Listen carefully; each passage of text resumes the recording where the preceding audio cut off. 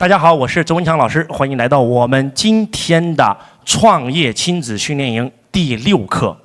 我们上一讲，很多人真的是听完以后特别的震撼啊，说周老师，我终于明白了，真的创业这个训练营真的不是说有企业才需要上，真的是个员工、是个经理、是个主管，哪怕是个父母都值得上。是的，因为管理员工跟管理孩子是一样的道理，所以一定要提升什么？你的格局。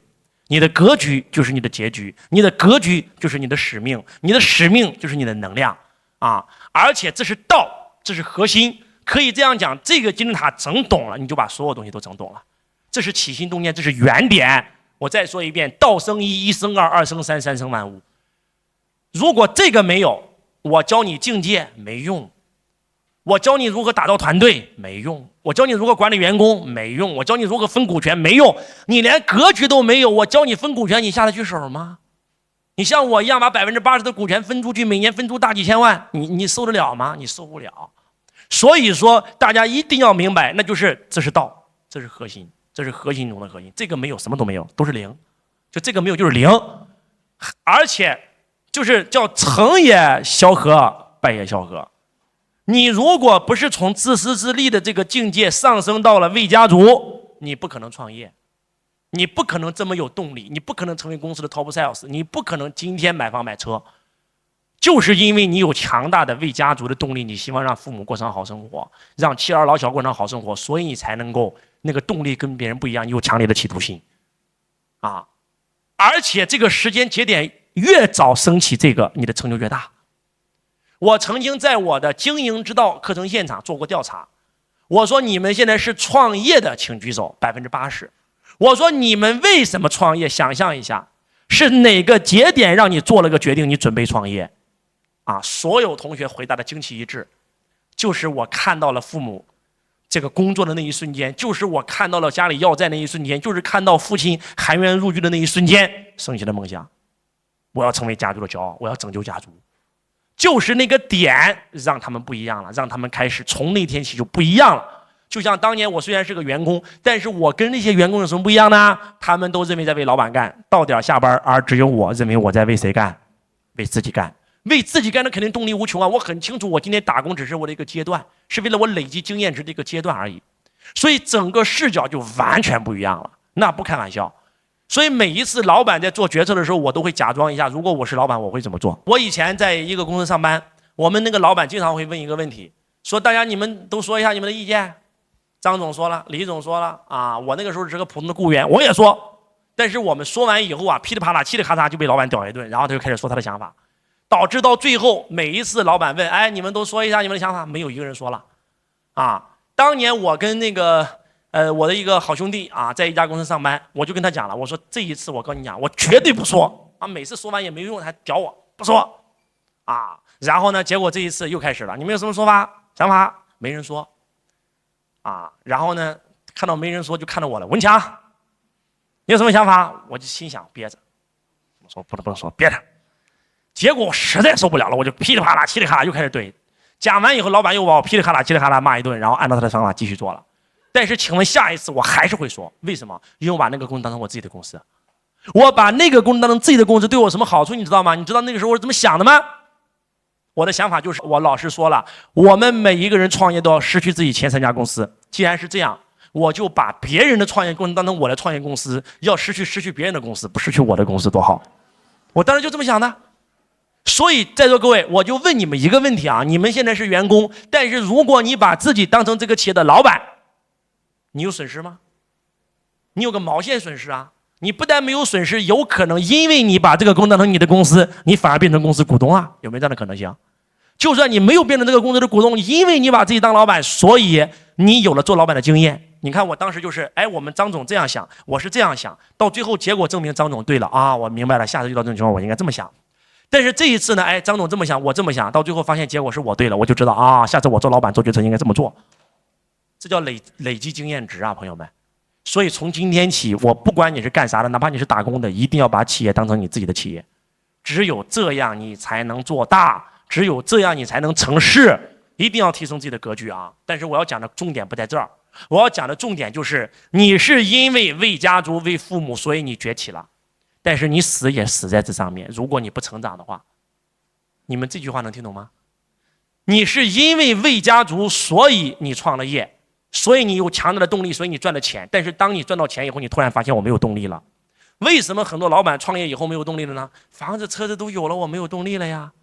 而且整了一大姑七大姑八大姨进入自己的公司，结果快刀不敢斩乱麻，因为他下不去手，因为他做这件事就是魏家族啊，他还给自己找无限理由，所以事业停滞不前。那你知道应该怎么做吗？只要你从魏家族上升到魏员工这个位次，你瞬间就下得去手了。就像周老师的公司，我亲哥在公司啊，对不对？我的那个亲外甥、亲侄子在公司啊，但是为什么他们这个没有公司的股份呢？因为很简单，在我这里就是第一公平，第二公平，第三还是公平。如果我把他变成公司股东，我就会得罪我整个汇成所有人，因为他们不是公司股东，每一年我都会从私人口袋里面贴钱给他们发红包。那这个钱我可以完全给它变成股份啊，用公司发不用我发呀。但是为什么不这么做呢？因为我非常分得清楚什么是公，什么是私。你们一定要记住一句话：一个老板在一个企业来讲就是一个君主，就是一个帝王。那你是想成为明君，还是想成为昏君呢？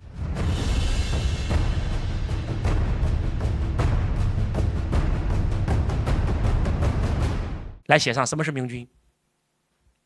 因公废私就是明君。什么是昏君？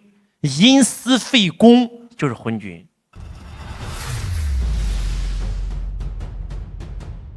这个世界上那些伟大的帝王就是因公废私。我给大家举个案例啊，是个比较极端的案例。武则天，一代女皇，她也是一个明君，那不开玩笑的。那唐朝是在她手上走到了鼎盛啊，这是事实啊，这是无可争议的事实啊。从哪件事可以看到是明君呢？举个例子吧。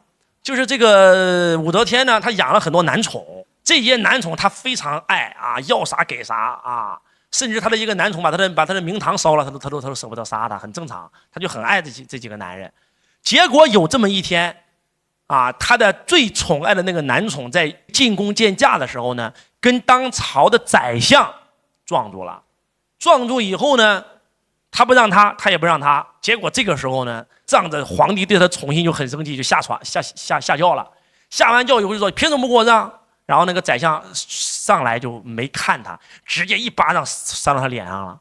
扇到他脸上以后呢，这个时候这个宠臣就很生气呀，等会儿你扇我就是扇皇帝啊，告你！马上就跑到皇帝后宫，就找武则天去了。那武则天正在化妆呢，那上官婉正在给他补妆呢。然后呢，就跪在面前就说了：“皇帝陛下，那哪是扇我，那扇你呢？啊，他为什么扇你呀？啊，因为我跟他的船挡住了啊，我让他给我让，他不给我让，那你下次见到他给他让不就行了吗？”当皇帝说到这儿的时候，这宠臣就知道了啊，今天告状告不赢了，然后说好听话走了。走完以后，这个上官婉大惑不解，为什么呢？因为他的宠臣把他盖的那个明楼都烧了，他都舍不得杀。那现在怎么当朝宰相扇了他一巴掌，他不管这事呢？就问他啊，陛下这是啥情况？然后这个时候武则天说了一句话，太震惊人了：治理国家还是得靠丞相啊，怎么能得罪丞相呢？哎，从这里就能看出来，就是虽然武则天的后宫啊极度的奢靡啊，骄奢淫逸啊，淫乱不堪，但是我跟你讲，那是私生活。那一上朝，我跟你讲，那不开玩笑，那绝对是因公废私。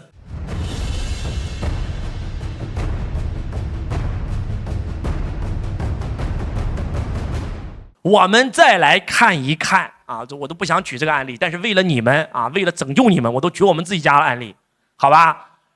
曾经我们大周王朝有一个天子，这个天子呢，就迎娶一妃子，这妃子她不喜欢笑。这皇帝就想逗他笑，结果怎么逗他都不笑。结果有一天有一个人呢，那进攻皇城啊，那古时候呢，就是点那个烽火台啊，就知道有敌袭了啊，大家都要进京勤王。然后看到那个烽火台，妈呀，这个美女笑了。那皇帝一看这好玩啊，终于这博我妃子一笑啊。结果没事干就点烽火台啊，诸侯都跑过去救，结果发现没事，他妈的皇帝为了逗分子乐。啊，第一次所有诸侯全去了，第二次又点啊，又来了一半，再点没人来了，最后真有敌来了，点了一个人都没去，只有一个人去了。这个人就是被周天子这个赐为秦王的啊，第一个秦公啊，不能叫秦王，叫秦公啊，把这个当年被蛮人占的这个土地啊，关中地区赐给了这个嬴氏的这个祖先，才有了秦朝。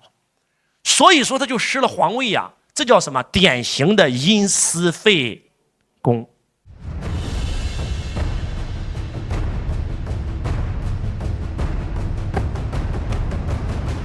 周幽王烽火戏诸侯的故事，就看到这儿的时候，气得我是真的是热血沸腾。